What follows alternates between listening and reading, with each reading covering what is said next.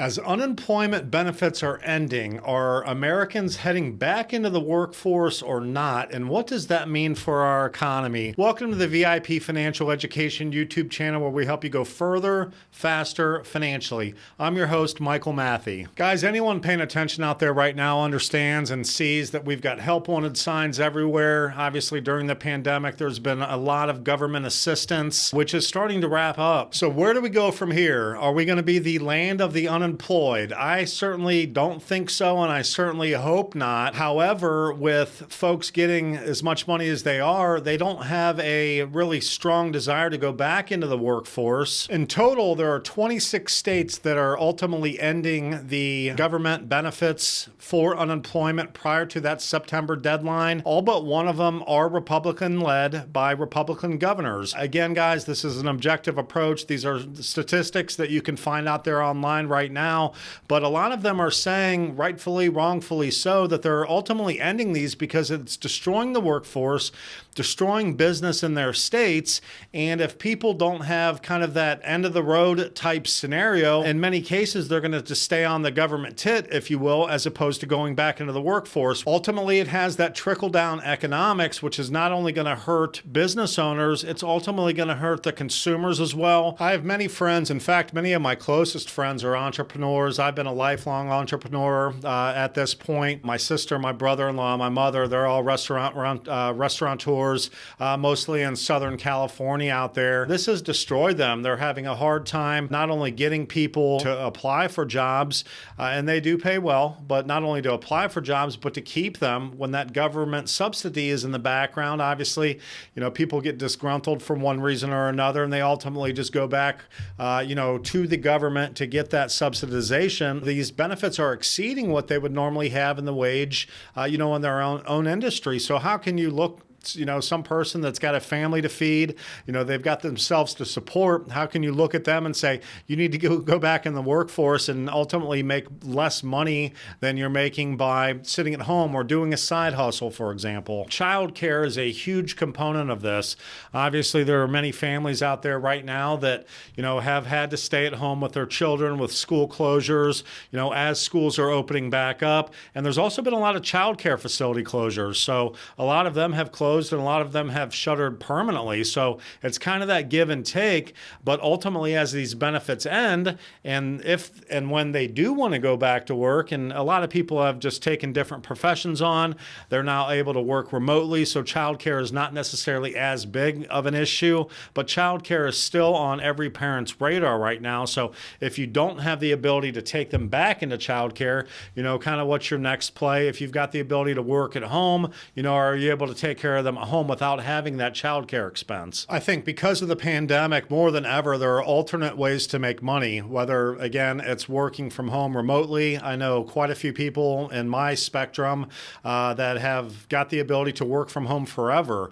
Maybe people have developed side hustles. I'll drop some links below. We talk about side hustles here on the channel often. Maybe they're able to keep that 9 to 5, whether they're going in to an office, whether they're working remotely or not, but that side hustle has enabled them to supplement their income to maybe offset expenses like childcare that they did not previously have. We used to work in a very geocentric society where you had to live, X amount of miles from your job to go in there. The mindset has definitely shifted during the pandemic. I hate bringing up the pandemic on every episode, but we're all naive to the fact if we don't think that it's affecting every facet of our life. So, folks now are figuring out different areas to live where they don't necessarily have to live so close to their business. They're doing these side hustles, obviously, that's advantageous to supplement income. So when it comes to this, there's definitely going to be two schools of thought. There's going to be the conservative or Republican approach, and then there's going to be the liberal or the Democrat approach. Again, guys, I'm never taking sides. This is not a political channel, but let's go ahead and outline these. So plain and simple, the Republicans or conservatives are saying that this additional money is simply preventing people from wanting to go back into the workforce. The federal government added $600 per week to state benefits. Again, for those people that were making much more in unemployment than they were in the actual workforce. That has since been halved, so it's $300 a week in extra aid now, and in certain places like like New York, it's up to $700, which still, even at present levels, at that $700, that's even more than most people are being paid in kind of those low-wage gigs, if you will. But a lot of people recently are claiming that these unemployment benefits do not affect things like the workforce. The National Bureau of Economic Research found that a 10% increase in unemployment benefits caused a 3.6% decline in applications. Testifying last week on Capitol Hill, Federal Reserve Chairman Jerome Powell said a number of factors affected the labor supply, including ongoing health concerns due to the pandemic and parents still dealing with childcare challenges. Powell also said that the enhanced benefits may be a factor, suggesting it was allowing people to continue their job searches longer, looking for better employment ultimately. He pointed out the impact of enhanced benefits on the labor force may become clearer in the near future as they expire. States not ending the enhanced benefits early will see them expire September 6th. So September 6th is the drop dead date at this point, folks. Will it be extended? No one knows. And according to Indeed Hiring Lab, at the same time as some states opt out of enhanced benefits early, job search activity is up in some but down in others. In the 12 states that ended the increased benefits June 12th and June 19th, the job search activity is actually below the national trend. Meanwhile, 411,000 people filed for unemployment claims across the country last week for the first time. Now, the other side, or the counter argument by Democrats, would be that folks are not going back to the workforce due to low wages. With inflation booming right now, and we're going to go ahead and drop a link. I did an inflation video a couple weeks ago that's really taken off, guys.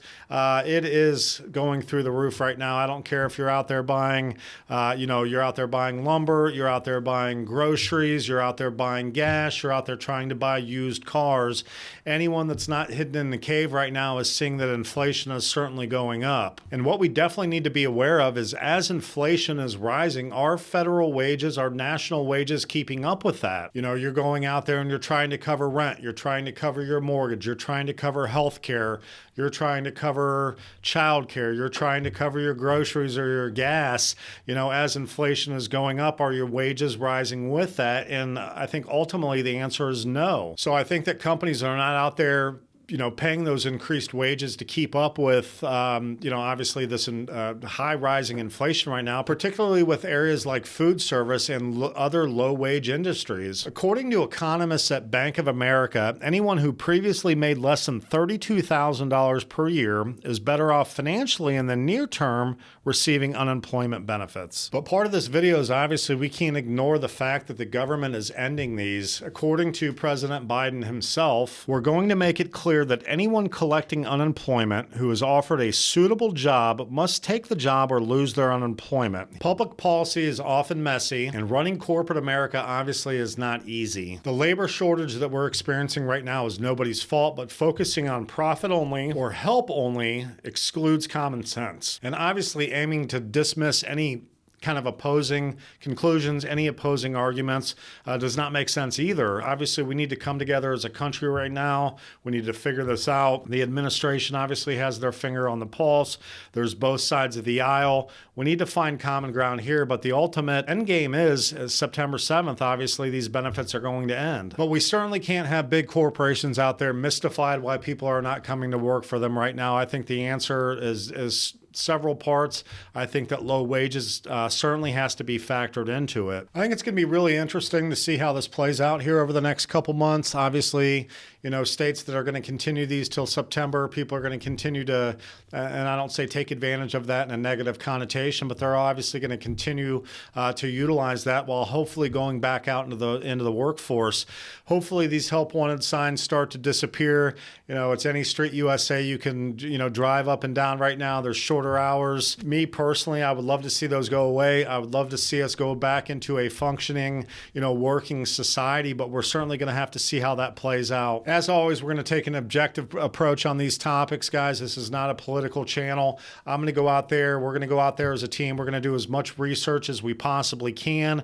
We're going to kind of deliver the tea leaves to you. You guys go out there and do your own research as well. What that means to you as, a potential worker out there in the workforce workforce right now, whether to go back to work, whether to not go back to work, whether that, what that means to you out there as an employer, whether it's a, big time corporation or a small business. Obviously, these are things that you're going to want to have on your radar, be aware of, be cognizant of.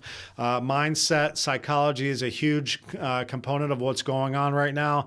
We are, in many cases, have all gone through, some of the worst times in the history of the world with this pandemic. It was never expected. What do we do about it right now? Obviously, this is an important topic.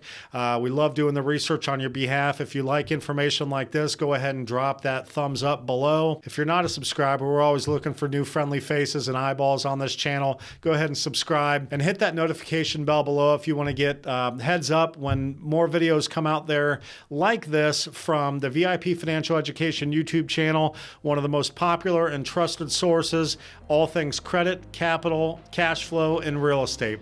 Until next time, make it a great day and take care. Thank you.